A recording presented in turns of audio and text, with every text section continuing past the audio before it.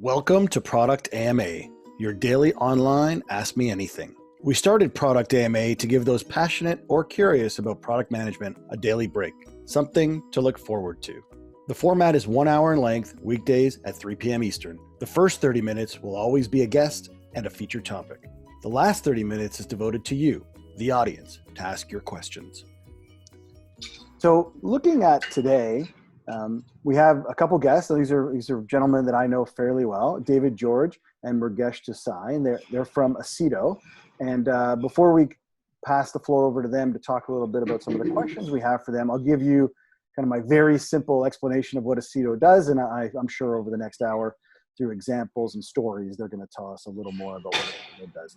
But Aceto is a cloud platform that supports their very many clients in delivering OTT solutions. The platform itself accomplishes many of the required areas of a video OTT solution, which we'll get into today. And David and Murgesh, you can take yourselves off mute if you're on mute. Thank you for joining us. Thanks a lot, Mark. Great to participate in this. And for those of you not in Toronto, thanks for joining. I think Mark Adams is joining from California, so good to see some US folks here as well. Yeah, thanks, Murgesh. And David, so you're joining from not as exciting a background as Murgesh has. So Murgesh, you're not using the virtual background, is that right? And David, you are? That's right, yeah. I'm on my balcony. You're in Leslieville, east side of Toronto. No, it looks amazing. I think I'm going to have to go for a walk right after this, because I'm certainly not seeing the sunlight to the same degree that you are. Still respecting social distancing, though. Of course. So let's get right into it. So, I think over the last 3 weeks, I'll always speak for myself. There's been a lot of consumption in my home. There's 5 of us here, with my 3 kids, and a lot of consumption on OTT platforms. And I think just personally, as I might have been hesitant to maybe get into Disney Plus as an example, I can only assume there are millions, and you look over North America anyway, tens of millions of people who perhaps who might have been on the fence of purchasing an OTT subscription. They might have done that over the last little while, especially as live sports has disappeared from all of our kind of regular cable connections. Hopefully it comes back soon, but it's gone for now. So from your clients, and I know you have some very large clients who rely on Aceto services and platforms to deliver that OTT experience, maybe you and David can share with us what exactly you're hearing or seeing from your clients, or from what you're witnessing in general about your industry, that you can share with the audience here to make us all understand, how big is the phenomenon that we're seeing go on? How much consumption is happening? And how are you guys dealing with that to make sure that your clients deliver their content to their subscribers or advertising monetized audience? Hey, Murgesh, do you want to go first? Because your household is all of 1 people and 1 person, and I've got a household of 4. Sure. I'll get going. Yeah, so we've definitely seen some changes in consumer behavior in the last couple of weeks, especially. So with some of the big North American broadcasters, especially news OTT services, the upsurge in traffic is unprecedented. One of our customers last week, it basically blew through their Google Analytics tier. It's the first time they hit that in over 5 years. So clearly a lot of eyeballs are glued to screens, and obviously not just for news. With people naturally being at home more often, there's more eyeballs glued to the entertainment services as well. So I think there's, of course, a lot of positive in that. A lot of niche services are probably getting a new audience for the first time. But then, there's also the sports broadcasters in the mix here. Some of them obviously had planned events like the Olympics and other live events that are no longer possible. So they're for sure going to be affected. But at the same time, I think this is going to open up a whole bunch of innovation, repurposing of content, the ability to make even highlight sports from the past a lot more interesting for for new audiences. So overall, I think the impact is still to be determined from an overall sort of monetization perspective, revenue impact perspective. But I think the trends we're seeing right now is certainly a lot more positive for the non-sports customers. And with the sports customers, I think there is going to be some impact, but also the opportunity to fork out some new content offerings and sort of rethink their strategy. Yeah, thanks for that. I think there's a lot of interesting aspects of what you just said, and we don't have time to deal with each of them. I think one area that I'd like you or David to expand on is that relationship that you have with those clients who are looking at Aceto to help them deal with the surge in demand.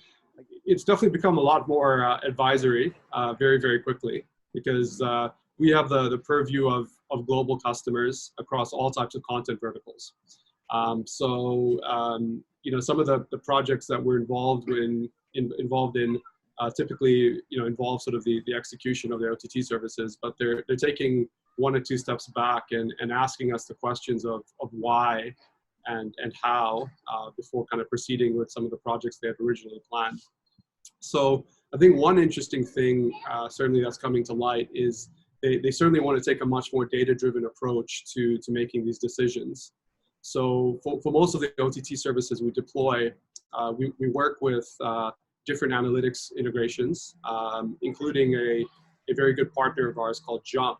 And these analytics services have the ability to actually model churn, model things that are impacting user engagement. And as we sort of transition into this sort of COVID-19 world, and hopefully it's temporary, the audience clusters, the segments of users are actually going to change. So the way to respond to that change is, of course, to take a much more data-driven approach, find the content that will tailor to them better in a home setting, find ways of changing even the user experience to engage with those audiences better. So I think that is certainly one area they're starting to rely on us on for some advice.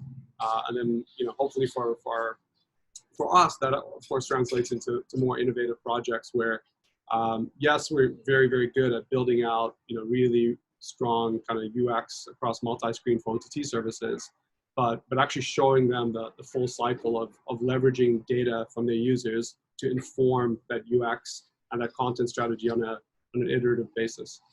Now, I'm glad that you brought up data as one of the more prominent areas that your clients are looking at to understand. In the past, over the last few weeks, we've actually had a couple of companies join us on Product AMA. One of them was called TrialFire, another one called Triton. Both of them operating in a different niche within the data and personalization and conversion and funnel management space. When you look at Aceto today, is that type of a service, that personalization, segmentation, is that something that you're providing yourselves, or are you relying on your clients or a partner to deliver that unique one-to-one experience for their end consumer? Yeah, maybe I'll take this one. So from an analytics perspective, Jump is a pretty strategic partner that our organization is invested in. Churn prediction, user attribution. One of the products that we offer is a suite called Control, which allows our content partners to do A/B testing. So as Mrugesh highlighted, it really gives the power to the product owners within a video service the ability to try different user setups and try different pieces of content. In terms of the actual recommendations or search and discovery, there's a number of partners that are out there that actually perform that spectrum of the function, and we integrate with those guys. An interesting report came out from one of our partners, Conviva, last week. They were highlighting that in the Americas, nearly 30% uptake in streaming overall, and globally, I think that streaming has been up 20%. Now, one of the interesting things, Mark, that you highlighted at the beginning of the conversation was, Aceto, has streaming gone up? Are there content partners that are either building net new services, or are they ramping up to increase or hone their service? And based on data that we see in the Canadian market specifically, I think there's about 11 million cable subscribers that are either using DTH, IPTV, or coaxial cable. But ironically, what they say is that for each one of those subscribers, they're also subscribing to an average of 2 additional over-the-top services like a Netflix or an Amazon Prime or a YouTube TV type service. So, we're seeing streaming going up, and it's going up at ironic times in the day. So, for example, plus or minus your lunchtime, 1 or 2 hours, you're getting a spike in traffic where typically people are plugging in and streaming content either in the pre-prime time or the prime time hours between, let's say, 5 to 8 or 8 to 10 p.m. But the highest drop off in streaming is actually in the prime time viewing block, and the highest uptake is really between the 10 a.m. and the 2 p.m. window. So analytics is key. I mean, it's one thing to have great content, build and deploy a product, but maintaining it and leveraging data to actually translate how your experience looks like for each consumer is pretty important. That's an interesting stat around the 10 to 2 p.m. I mean, I don't know the percentage of those 11 million Canadian households that have small children. Luckily, I don't anymore have small children here. I believe you still do, DG. But I don't know if Netflix or Disney has become the new babysitter for a few hours there in the middle of the day or over lunch. But I am curious about your thoughts on cord cutting or cord shaving. And I know I didn't prepare you for this question, but you guys are obviously experts in this space, talking to companies who deliver terrestrially as well as OTT or TVE. Why do you think subscribers have that average of 2 other services? I can speak to my own house. We have 3, so we are certainly maxed in that regard. But why do they have those other services, and what's stopping them from maybe just canceling cable or altogether? Yeah, so in our household, we've got a mixed bag. We've got 2 kids under 6. My wife's a big, TV show and news junkie, and myself, like Murgesh, we're obsessed with sports. So in our house, really, what rules? Let's start from the kids up. Like YouTube, obviously for ad-supported content, we use the YouTube Kids app specifically if the kids are in play. We don't want any deviation of search and discovery happening there. We also use a product called Right Now Media. It's an over-the-top service that's provided by our church community. So it's a free service, being a member at our church. And then we do subscribe to cable. We're still Rogers cable subscribers. And for me, the lifeline there is really, signing in through TV, for my sports, either TSN or Sportsnet. I've been killing a lot of the Sportsnet VOD replays. So a lot of Jays. Watched Messier hoist the cup in '94 day before yesterday. That was a good hat trick that he had. And then for my wife, she's more on the binge watching. So she'll really tap into Amazon Prime or Netflix, and she'll kind of set it and forget it for a couple hours once the kids go down. But I'll let Murgesh chime in because he's a big sports guy, and he'll probably subscribe to a few services that I won't. Yeah, I mean, speaking on sports, right? I'm a DAZN subscriber, right? So it's, even in this lull of live sports events, I'm kind of combing through their content, finding sports documentaries, finding niche content about just all around good sports stories from all across the world, specifically with soccer. So it's still engaging enough to want to be a subscriber. But I think if you kind of put COVID-19 out of the equation, it's kind of the age-old cliche about content is king. I think that the reason why we're also seeing folks subscribe to multiple OTT services is just how nuanced and differentiated the different content offerings and OTT services are becoming. So, I'll give you the example on even the fitness space, right? So you wouldn't necessarily identify that as traditional media and entertainment, but folks like Zwift and Peloton and others are now providing multi-screen experiences which are crossing the lines between entertainment and sports and fitness, and that all counts towards that average of 2 or 3 per household OTT services that you're seeing.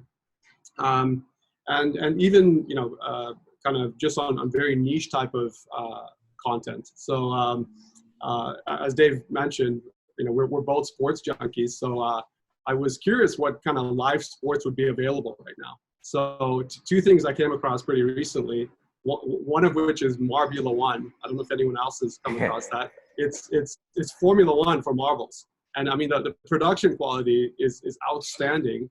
And, suddenly they're seeing a massive spike in traffic.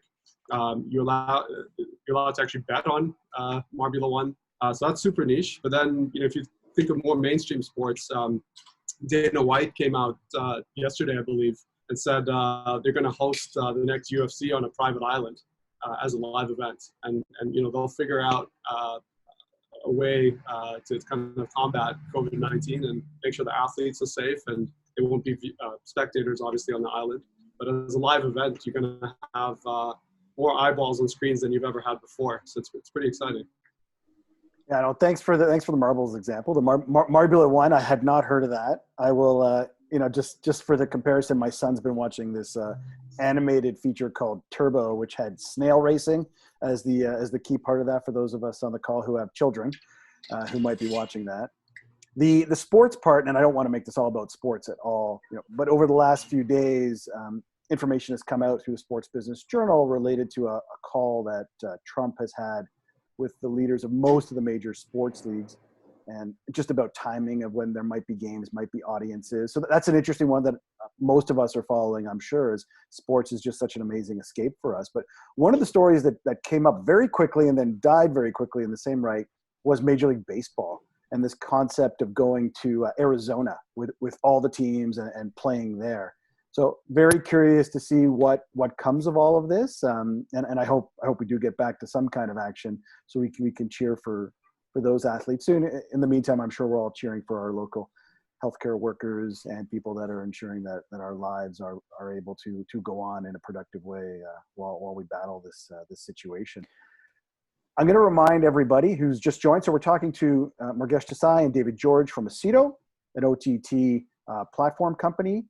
If you have any questions for them, as we have our chat today, you can enter those questions directly into the chat in Zoom. What I'm going to do now, because there might be some people on the call who are here for the product management aspect of this and not just to hear about consumption in sports. But if you can help us, David and Murgesh, help us with understanding, what exactly is OTT other than kind of what we subscribe to and maybe consume through our connected device. Like what are the pieces of this puzzle that your partners are buying through you, maybe what they're buying or being provided to through other pieces of the ecosystem?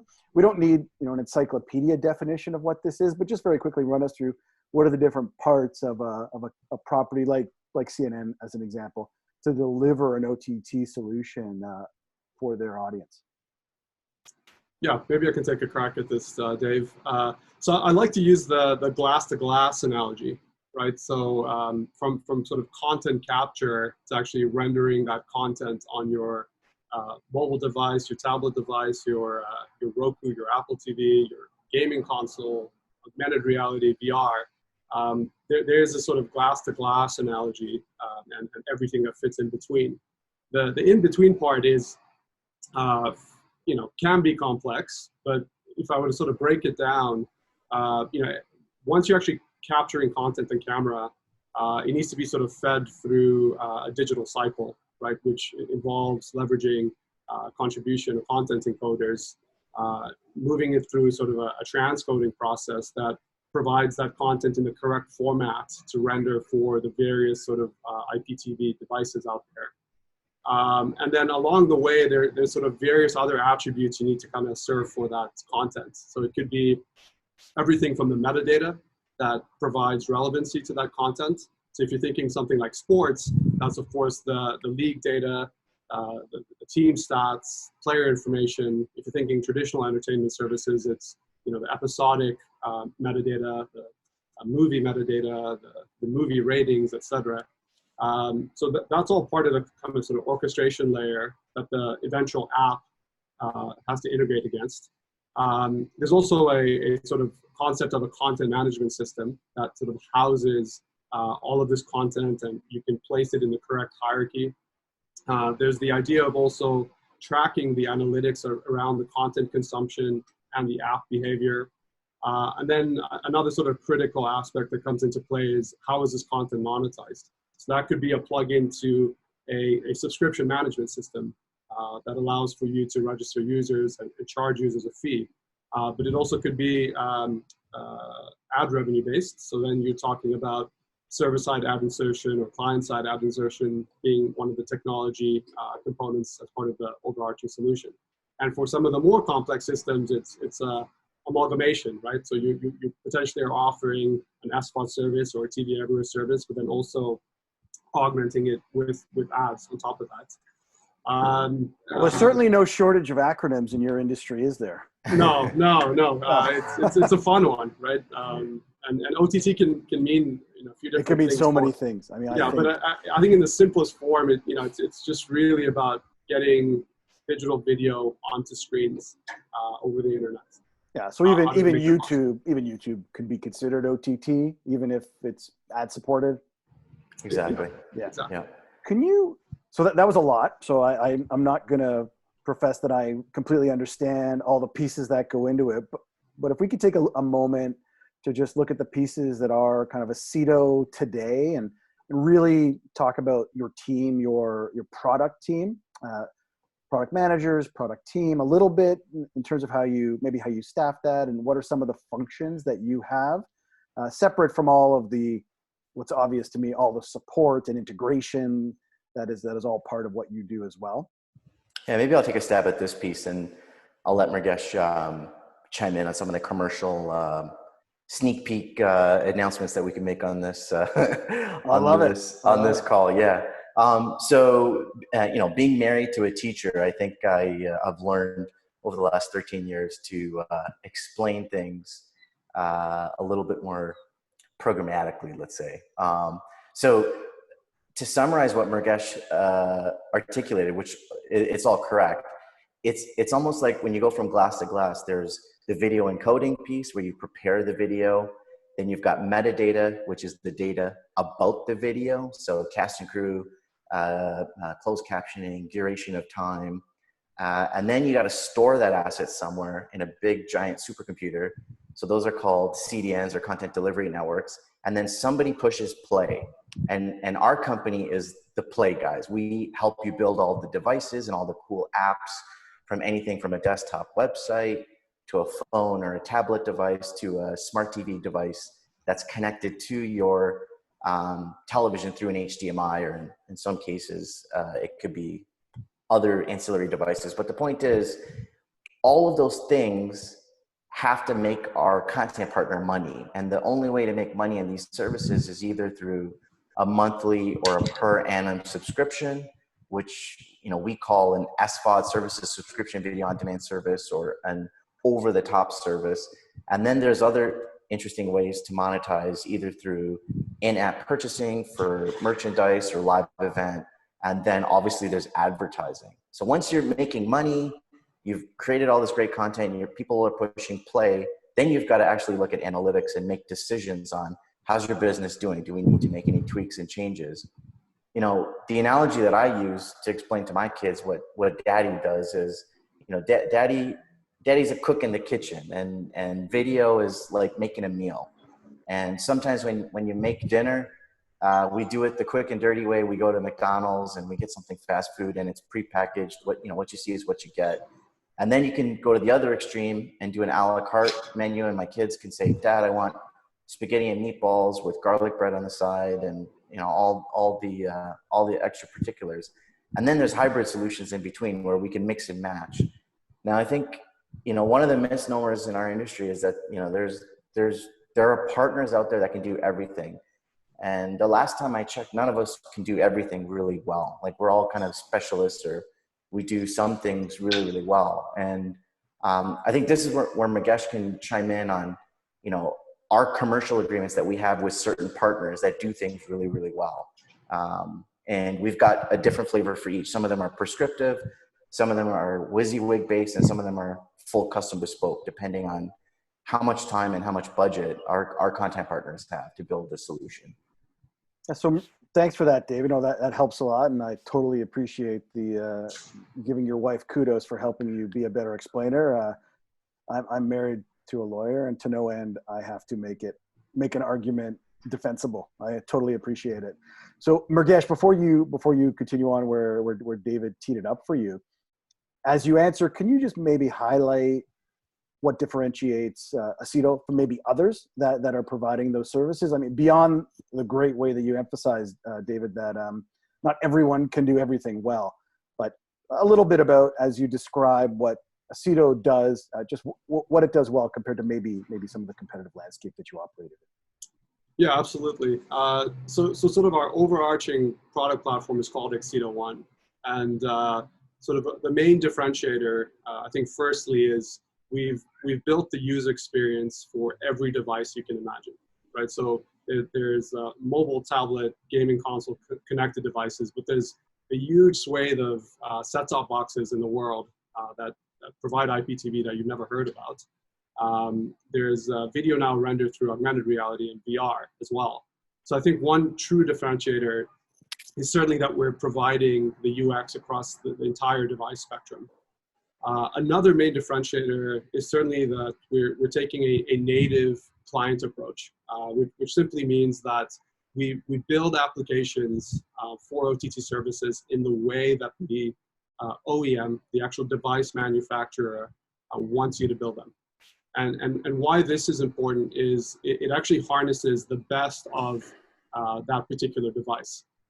You've obviously got sort of the high-end devices like an Apple TV where the possibilities in terms of user experience and multi-simultaneous video are there, but you also have other device platforms that don't have those types of, that type of horsepower.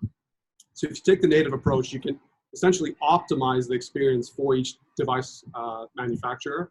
And even within the device manufacturer, they can have a huge spectrum of devices like with Android. Some of our sort of competitors in the market do take this sort of cross-platform approach, which can be helpful in some cases, but in other cases, it doesn't allow you to sort of optimize it on a truly sort of cross-platform device perspective, which if you're, I think it doesn't matter if you're a tier 1 sports broadcaster or an entry-level entertainment service. If you're thinking about a serious OTT play, you do need to kind of cater for the entire device spectrum. Device fragmentation is here to stay. It's not going to go anywhere. We haven't been a specific winner. In different markets, certainly different devices are doing better. But overall, if you're thinking of OTT and international, you've got to cater for a pretty wide spectrum. So we do that very well. So sometimes it's also easier to explain what we don't do. And as Dave kind of put it, we do sort of have our focus or our swim lane, if you will. So what we have done, however, is created something we call the OwnOne marketplace. So we're a fully agnostic OTT platform in that we work with all types of different technology vendors. We haven't sort of picked a favorite, if you will.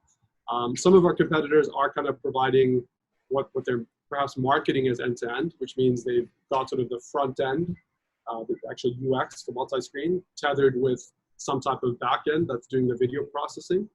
But the disadvantage with that approach is when you go to a customer, again, picking a sports broadcaster, it removes the flexibility of them, drawing on innovations from partners that are very, very good in certain areas and bad in other areas.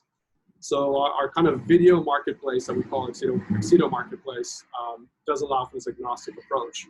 And what we've done is we've looked at all those different technology verticals that Dave mentioned, whether it's CDN or an online video provider, or CMS or analytics provider.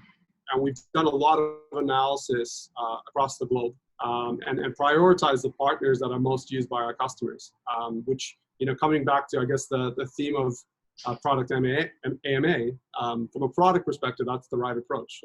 Give your customers what they want and prioritize those integrations in your backlog. So if I were to kind of sum it up, we have this focus and strength on delivering the most native UX for customers across every type of device. And we can tailor it according to the content proposition, sports versus fitness versus entertainment versus an MVPD type offering. And then we've created this, Shopify-esque marketplace where different partners, different plugins can seamlessly integrate with us, giving our customers that truly sort of glass-to-glass approach. So we're never going to put up our hands and say we do it all. What we say is we facilitate the ability to do it all. Well, thanks for the explanation. It sounds like you do an awful lot, and I do want to get back to one of the questions that has been posed, which was really around the product team that works on all of this. So, and I know both of you are more skewed toward the commercial side of the business, but I expect that your company's small enough that a thing or two about how the product side is managed, having built that from the ground up over the years anyway. So talk to us just a little bit about that team, kind of the skill sets that you have. And I think what's unique about your company that I'm aware of is you are a global company.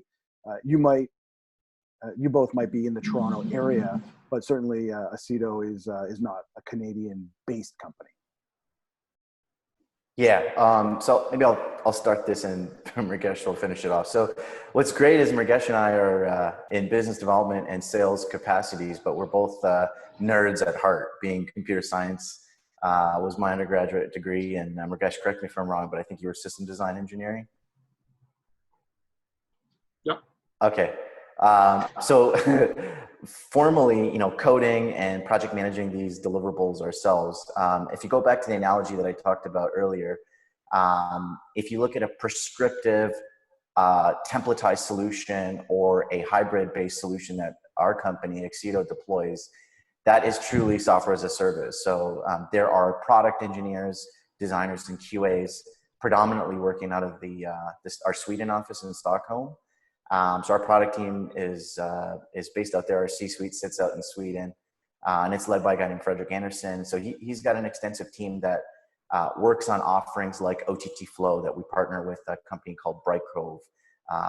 They also work on our OwnOne platform, where Mrugesh highlighted a few key partners in our marketplace where we expose API documentation so that partners can back in their solution, whether it's an OTP, a video CMS, an analytics product, et cetera, into our marketplace. And this really allows our customers to not have to write a line of code. They can literally leverage our product teams that have taken all this ingenuity and packaged it up as a software as a service. On the flip side, myself and Mrugesh also collaborate with a lot of the tier one pay TV operators or big broadcasters that are out there that really are not just content providers, but they're also technology companies. So they'll ask us for support from a professional services staff augmentation perspective. So we've got boots on the ground in LA, New York, Guadalajara, Mexico, Toronto, and this is the region that Mrugesh runs. And we've got talented designers, developers, QA, and then we wrap that all together in an agile process that's usually run by a scrum master, which I think back in the day, they were called project managers. I don't know. Listen, thanks for that. Thanks for unpacking that for us. I think we always want to focus on the product AMA value proposition and understanding that team and the resources and where you may be looking to hire again when things ramp back up. I mean, that's also very important to share with the audience. And just I'll remind the audience, as we're a little past the halfway mark in our talk for today, you can ask your questions directly in the chat. And we're speaking with David George and Mrugesh Desai from Aceto. So David, I was in preparation for our chat today. I was thinking back to a story that I know both of us look fondly back on, maybe about a dozen years ago, when I got a seat at like the kiddie table at some Microsoft event where David and his founding partner Mano were presenting to an audience of, I guess, sports, entertainment, media folks. I think it was down at Steam Whistle, if I have my memory right. And then I remember famously that your demo bombed terribly. Let's blame the internet. I think back then the product was tweet this moment. For those of us who remember products like that, I still think we're trying to find a great solution to be able to do that. So hopefully someone solved it. I don't think it was you.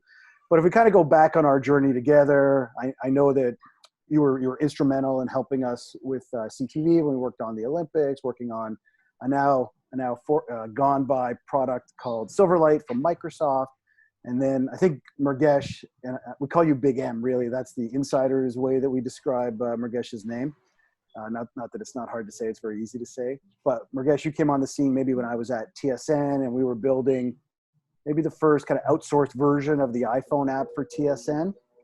And if I think back to those early days, we were doing stuff they were dreams. They were dreams that obviously executives at media companies were looking to us to deliver. And then over time, you guys became that partner for Bell Media and of course others, where you built out those first TV everywhere implementations before there was a direct to consumer offering. And then kind of we fast forward a bit, and now you're this OTT company. The original company, Digiflare, kind of partnered or merged with Aceto.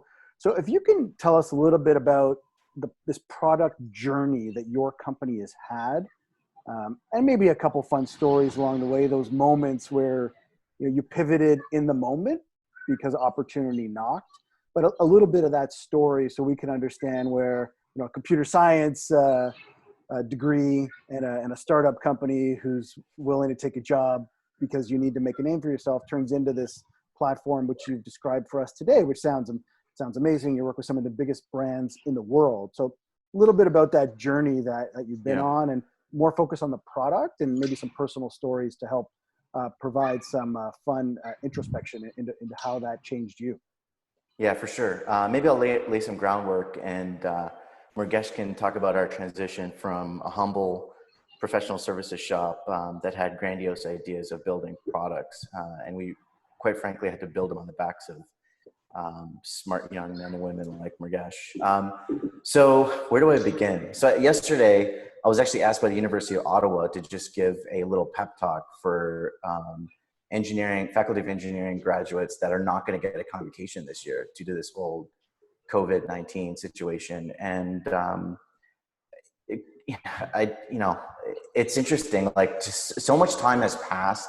And I think back to my convocation back in 2003, and I never would have dreamed of, being on an internet video call with friends remotely talking about video services that we could literally, click play on any screen in the house over this thing called Wi-Fi, right? It seems so far-fetched, but back in 2007, Apple launched this interesting product called Apple TV first, ironically.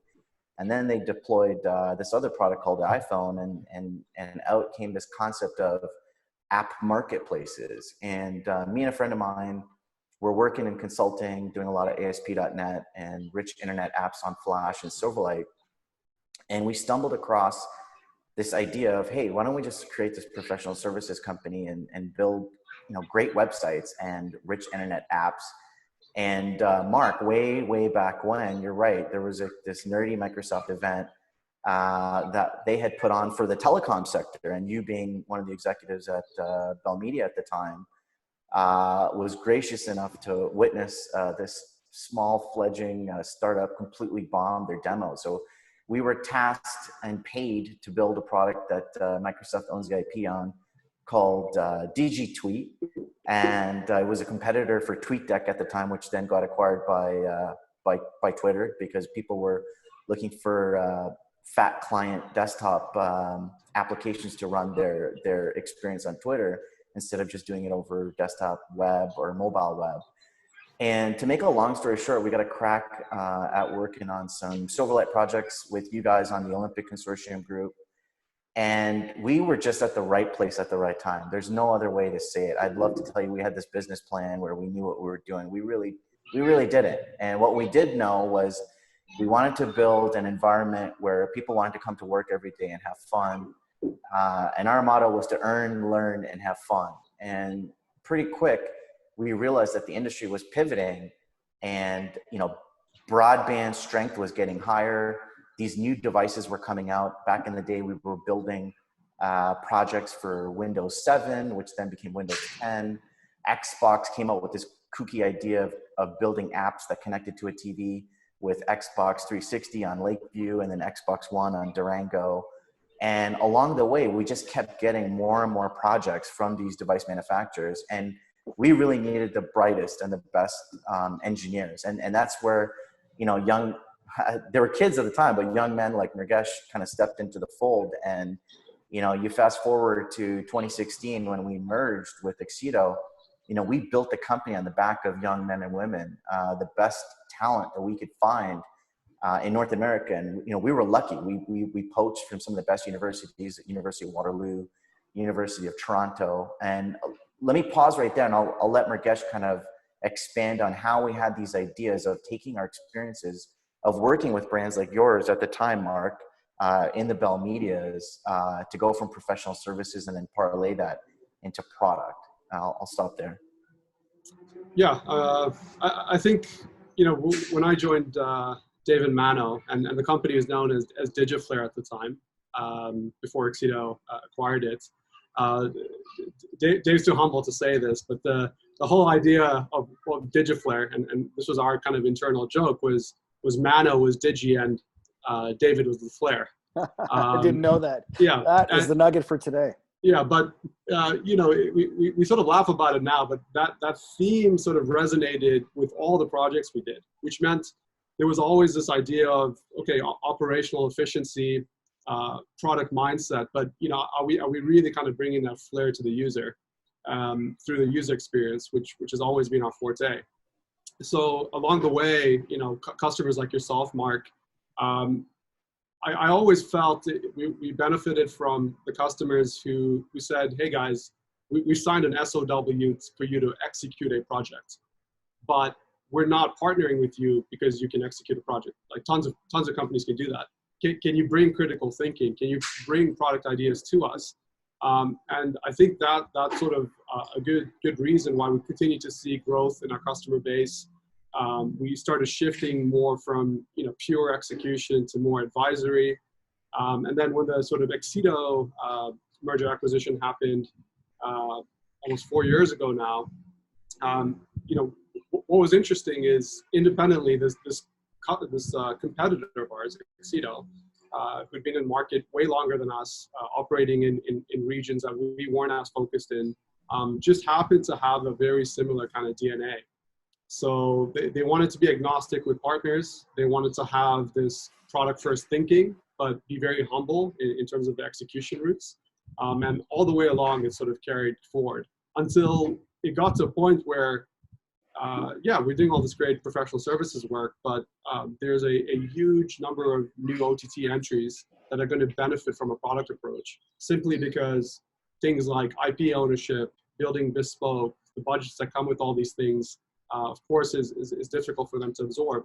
And we knew inherently that we could still build a platform that was scalable and allow them to kind of hit the heights of their own business, similar to our own journey. Wow. Well, thanks, guys. I know it's not easy to take 12 or 13 years and summarize it in just a few minutes, but you did a great job. I want to remind folks that if you do have any questions, and I see another one came in, we will get to them today before 4 p.m. Eastern time. And so you can just ask those questions directly in the chat. If we can switch gears a bit to what's going on today, and you've already said it. You have a global company that you work for today with pods of expertise scattered around the world. It seems like you're in the right business at the right time for a crisis as the world is seeing today. But maybe if you can help us understand a little bit around how the company is dealing with this, how it's keeping, you know, employee morale intact and other aspects of the employee base, and how you're dealing with this current crisis. The company, so all 16 offices around the world, and we truly are around the world, all 4 major regions in Excedo, in which we divide up by Australia, New Zealand, APAC, EMEA, and LATAM, and North America, have all essentially transitioned to a work from home. I think the big benefit of our industry is we've always been well equipped to handle a virtual environment. We've had many engineers for a long period of time, either working remotely or working some of the days remotely. So that transition wasn't, I think, as hard as some other industries. I think some of the more kind of fun and interesting problems to solve is, how do you get that, 80-inch LG OLED TV into someone's little apartment? So we got to figure out little things like that, which are logistical issues, if anything else. But I think for the most part, the transition's been pretty smooth. Teams are meeting virtually through video conferencing a whole lot more. A couple of Fridays ago, Dave will remember this, but we had I guess what we called a beer and cocktail summit at the end of Friday with all of the sales folks, just to make sure everyone was in a good mood, and we used it to actually just discuss our competitors. It was an open forum, and interestingly enough, I felt like we don't actually do stuff like that normally.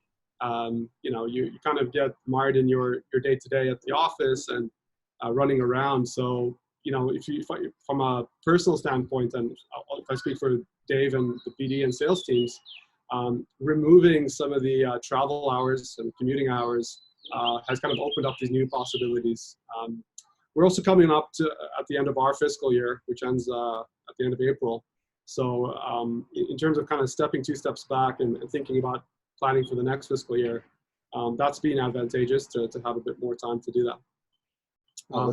And I think you're hitting on a few themes that we've heard over the last few weeks, or have thought about ourselves. This concept of being able to step back, being able to do things we wouldn't normally do, taking advantage of the fact that we can be present in the moment in a way that maybe we weren't before, because maybe we would have just been catching up by phone and not through a video conversation the way we're having it today. And for those people who think we have some sound effects going on in the Zoom, no, those are real birds. I'm assuming that Mrugesh's apartment is very friendly to birds. I guess so. Yeah. He's modern day Snow White. Yeah. Exactly. So thanks for adding that to the entertainment value of today's product AMA. I want to get to a question that came through kind of before we close off our conversation for today. And it's from Jose, who was just asking about your customers a little more. I know we talked about it earlier, but asking about your customer base and what they're doing now in the areas of retention, really to keep that subscription coming in, and then if there's anything that they're thinking about that you're aware of to manage potential churn that may come when things get back to relative normal. Yeah, I think this comes back to sort of the discussion about measuring analytics and measuring it well, but also knowing what to do with it in a fairly autonomous way. So I think we mentioned our partner Jump, who Cito is invested in actually, and even without COVID-19, the idea of being able to measure clusters of users and audiences is critically important with any OTT service, whether you're tier 1 or niche. There's so much available now, including through our own platform, that allows you to kind of start forking experiences that will help engage these users better and retain them. So, there's of course the more simple things like, hey, give this particular group of users a retention offer. But there's other methods, including on the UX side, that kind of speak to this, right? So let's pick a cluster of users focused on sort of age groups. So suddenly if you have an older demographic who aren't as familiar with OTT services, at home more frequently, and starting to subscribe to these services, you may actually want to tailor an onboarding experience in UX that is not what you have for the millennial who knows how to use these devices and these services. So, if you can measure the behavior of those users and where they find the stumbling blocks in the registration process, in finding content, platforms like ourselves, can sort of take that data and autonomously affect the UX without having to go through recertifying an app or doing app updates. We can do that pretty dynamically. So I think that's sort of an important facet in the COVID-19 world and otherwise. No, I appreciate the perspective that you're giving us on that learning mentality, being able to move quickly, given the nature of how fast those users might be looking to adopt your service. And I can tell you that I've personally had to try and support like my parents who are in their 70s with like trying to use Netflix, or they have Crave and they don't know how to get it on their TV. Right. So these are phenomena that I know we've all been dealing with as that generation wants to embrace the technology the way that they see it, the younger people around them doing it. And the fact that your platform can cater to that is amazing. I'm looking forward to seeing some examples. Maybe not during the call today, but when we catch up after this.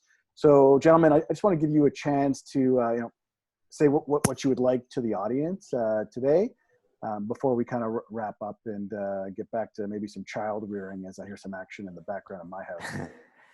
Maybe just on that note about how to retain customers, shout out to one of our partners, NPP Global, who probably can answer the question better than we can. But, you look at the journey of some of these content partners, Mark, and you know this full well, running digital at TSN formerly.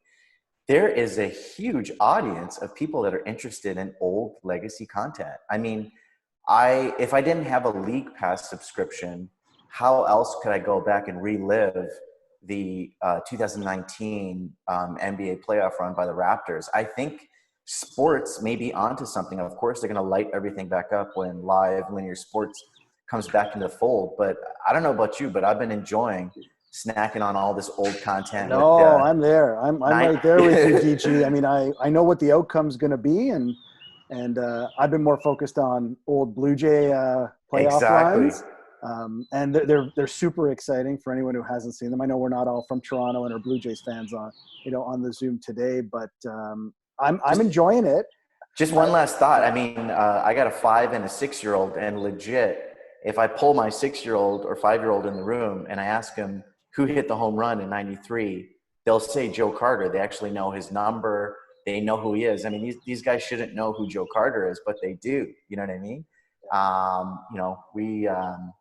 But downstairs in our basement, we've got a placard of like Wendell Clark, Vince Carter, Joe Carter, Mike Pinball Clemens. And, theoretically, my kids will never know who these athletes are. But because of this concept that's happening over the last couple of weeks with all the reruns that TSN and Sportsnet are doing, it's awesome. We get to kind of introduce a new set of athletes to a younger generation that might not know them. Yeah, I mean, for another call and another time, there has been some well-documented success by WWE as their streaming endeavors have changed, and I know they've bounced around from partner to partner, but there was that long tail consumption for all those household kind of wrestlers that maybe we grew up with in the 80s and 90s that really powered that subscription for them, and I see it today on like Disney Plus and some of the shows that my kids are watching that I haven't seen for 30 years. It's a fun time. I've got to ask. I'm sorry, Mrugesh, real quick. I've got to ask. I want Mrugesh, Lee, and Mark to tell me their favorite WWE wrestler. Back in the day, it was WWF. So I'm going to go first. I'm going to say Leaping Lanny Poffo. I was always a little partial to Superfly, Jimmy Snuka. I'll give you a different perspective. I grew up in Southern Africa, and before there was Drake, the person who put Canada on the map was Bret the Hitman Hart. I'll tell you that much.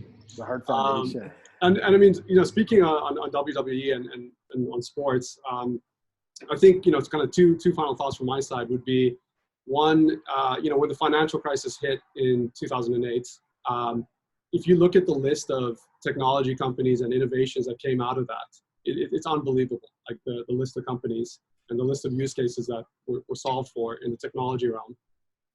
And I think specifically for sports and folks like the WWE, they should be thinking beyond kind of the traditional video experience. AR and VR are here to stay. If you think of a WWE wrestler and you're having these flashbacks of your favorite wrestler, the ability to actually render that wrestler into your living room is something we've demoed to customers. And that could be wrestlers, that could be your favorite athletes. We've done experiences, in-stadia experiences, including with Roland Garros at the French Open Tennis, where we did a full augmented reality rendering of the stadia, and you could place that on your coffee table and watch a highlight rerun of the players in 360 in augmented reality. So I think with everyone being at home in this COVID-19 scenario, those types of use cases are definitely going to come to the fore. And Also, the ability to actually be on every device, I think, is so important. If you guys are following the Quibi launch a few days ago, they have hundreds of thousands of people online just slamming it for like not having multi-screen, which it's probably not their fault because they couldn't have predicted COVID-19. But suddenly you have all these folks at home saying, "Hey, I don't care if it's a 7-minute episode. I want to see that on my 10-foot experience." Well, I'm sure they'll be releasing that in days to come, or else they're not going to hit their acquisition metrics. So listen, everyone, thanks for joining us today on Product AMA. We've been doing this for a few weeks now. We hope that you enjoyed your time with us today. Absolutely open to your feedback. You can give it in the chat now, or you can follow up later. Open to your feedback on how you enjoyed and what you'd like to see in terms of format or guests. This is a community-led initiative with Lee and Rhythm and I, and we are absolutely continuing it for a couple of weeks, if not several weeks. We have guests lined up, looking out a couple weeks already. Looking for the remainder of this week. We just have one. We're going to respect the Easter long weekend. We're not going to have anything on Friday or Monday. But tomorrow we have Kamal Leslie from FanX, which is a very interesting live event mobile engagement experience product. So we're looking forward to that chat tomorrow. As always, you can find links to upcoming speakers. You can also find links to previous YouTube full rewinds of these episodes, which are available through our LinkedIn or Twitter account at Product AMA.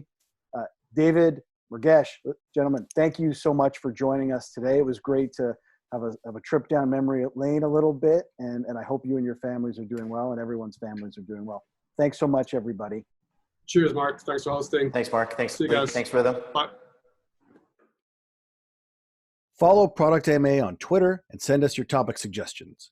We look forward to seeing you soon.